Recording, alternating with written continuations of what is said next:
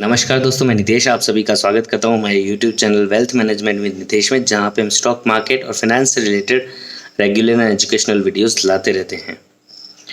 आज हम फाइनेंस से रिलेटेड एक टॉपिक पे बात करेंगे, टैक्स से रिलेटेड एक टॉपिक पे बात करेंगे। कई लोगों के मन में ये क्वेश्चन ज़रूर आता होगा कि जो अगर कोई प्रॉपर्टी खरीदता है इंसान और उसको लंबे समय के बाद में बेचता है, तो उसके प्रॉफिट के ऊपर उसे टैक्स किस तरीके से पे करना है, टैक्स किस तरीके से कैलकुलेट होगा। सो इस टॉपिक को हम आज अपने वीडियो में डिस्कस करने वाले हैं, ताकि अगर आप कभी फ्यूचर में अपनी कोई प्रॉपर्टी बेचते हैं तो उससे जो आपको कैपिटल गेन होता है उस पर टैक्स कैसे कैलकुलेट होगा, इस चीज़ का आपको आइडिया रहे। चलिए वीडियो को बिना किसी देरी के शुरू करते हैं। इससे पहले अगर अभी तक आपने हमारे चैनल को सब्सक्राइब नहीं किया तो चैनल को सब्सक्राइब करना ना भूलें एंड बेल आइकन को ज़रूर क्लिक करें, जिससे कि आपको आने वाले सारे वीडियोस की नोटिफिकेशन समय पर मिल सके। तो सबसे पहली बात, एक आइडिया दे देता हूँ आपको। जैसे एग्जाम्पल के तौर पे 5 लाख रुपए में आपने कोई मकान खरीदा और 10 साल बाद में उसको 20 लाख रुपए में बेच दिया, तो क्या प्रॉफिट कितना हुआ आपको? नॉर्मली अगर ऐसे सिंपली देखें तो 15 लाख रुपए का प्रॉफिट हुआ। तो क्या आप 15 लाख रुपए पे टैक्स पे करेंगे? नहीं, बिल्कुल भी नहीं, क्योंकि 5 लाख रुपए में आपने वो मकान 10 साल पहले खरीदा था। इन्फ्लेशन के कारण अब उस 5 लाख रुपए की वैल्यू ज़्यादा हो चुकी है। तो आज उस 5 लाख रुपए की वैल्यू क्या है, हम उसे कैलकुलेट करेंगे, देन उसे हम अपनी सेलिंग प्राइस में से घटाएंगे। वो हमारी ओरिजिनल बाय प्राइस, जिस प्राइस पे हमने खरीदा था, वो मानी जाएगी, ना कि 5 लाख जिसमें हमने खरीदा था। बिकॉज 5 लाख रुपए में हमने 10 साल पहले खरीदा था, आज उस 5 लाख की कीमत कहीं ज़्यादा है, राइट। सो एक क्वेश्चन है जो मैं कहीं पे पढ़ रहा था, कोई टॉपिक पे पढ़ रहा था, तो उसे डायरेक्टली आपके साथ में डिस्कस कर लेता हूँ। फॉर एग्जाम्पल 2003 के अंदर आपने कोई भी मकान 5 लाख रुपए में खरीदा है एग्जाम्पल के तौर पर, और आज 2021 में आप उसे बेच रहे हैं 59 लाख रुपीस में। तो सिंपल कैलकुलेशन देखें तो 54 लाख रुपीस का कैपिटल गेन हुआ है आपको, तो इतना आपको 54 लाख रुपीस के ऊपर टैक्स पे करना पड़ेगा? नहीं, बिल्कुल भी नहीं, ऐसा नहीं है।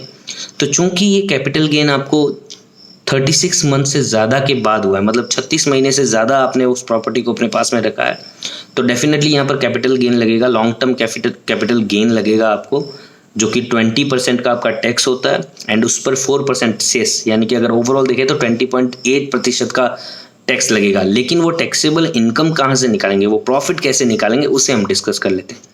तो एक टर्म होती है, यहाँ पर एक फैक्टर आता है CII, कॉस्ट इन्फ्लेशन इंडेक्स, जो कि इंडिया का इन्फ्लेशन को बताता है, ठीक है। सो ये आपको गूगल पे नॉर्मली मिल जाएगा। एग्जाम्पल के तौर पे 2003 का CII कॉस्ट इन्फ्लेशन इंडेक्स था 109 और 2021 का अगर आप गूगल पे सर्च करेंगे तो आपको मिल जाएगा इट इज़ 301।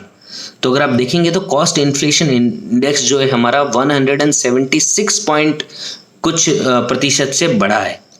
तो हमारी जो बाई प्राइस थी 5 लाख रुपीस, उसको भी हम 176 पॉइंट कुछ प्रतिशत, एग्जैक्टली आप चेक कर सकते हैं कितना प्रतिशत बढ़ा है, उतना आपको उसे बढ़ाना पड़ेगा। और जब आप ये कैलकुलेट करेंगे तो 5 लाख रुपए में जब आप 176% जोड़ेंगे तो अराउंड 13,81,000 यानी कि 13.81 लाख रुपीस आपकी कॉस्ट निकल के आएगी बाई कॉस्ट एज पर 2021।